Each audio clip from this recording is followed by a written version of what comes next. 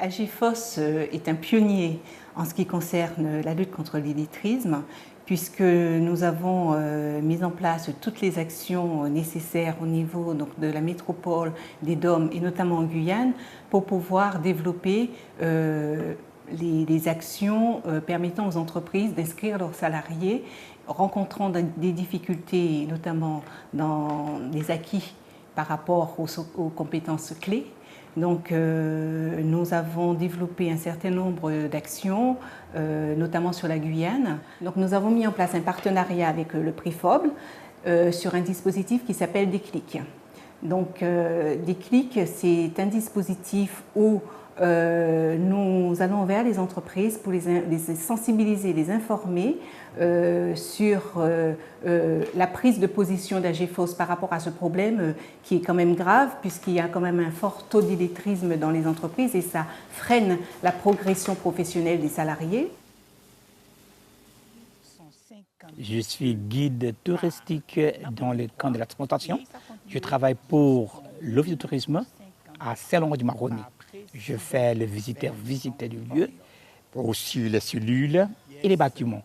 Alors, je commençais comme gardien dans la salle exposition dans le camp de la transplantation. Et je vois qu'il y a des étrangers qui venaient ici, par exemple les Hollandais, les Anglais. Et comme moi, je suis de l'autre côté, du Suriname, je parle un peu anglais aussi, le Hollandais. J'ai proposé à la directrice pour faire les étrangers visiter le lieu. Elle a dit d'accord. Alors moi, j'ai acheté les livres pour apprendre l'histoire du camp. Et comme ça, je suis commencé à faire les visites pour les gens.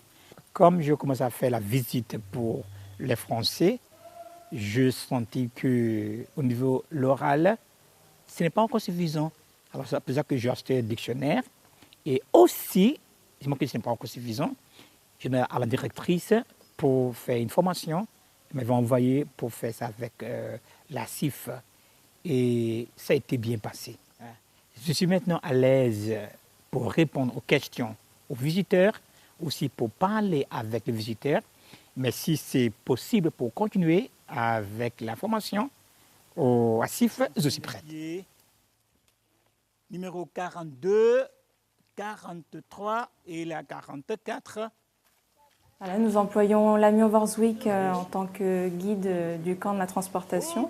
Il assure les visites guidées chez nous toute l'année. Lamion est quelqu'un de très volontaire, dynamique, autodidacte. Et voilà, on a ressenti son besoin de formation en français.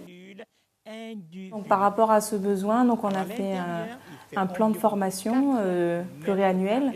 Et voilà, c'était parmi les priorités cette année d'avoir quelqu'un de formé et puis surtout qui puisse se sentir à l'aise dans son métier et mieux dialoguer avec les gens. Dans notre unité de formation de base, nous accueillons des demandeurs d'emploi et des salariés, comme c'est le cas de M. Lamion Vorswijk. Dans notre unité de formation de base, nous essayons d'individualiser au maximum les parcours de formation. En ce qui concerne M.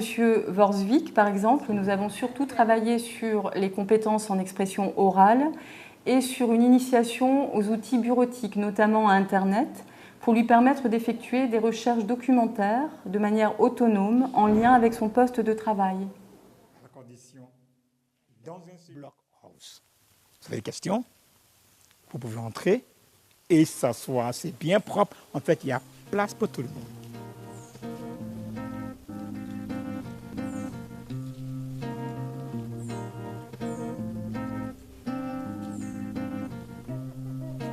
Merci. Bye bye, merci. Merci.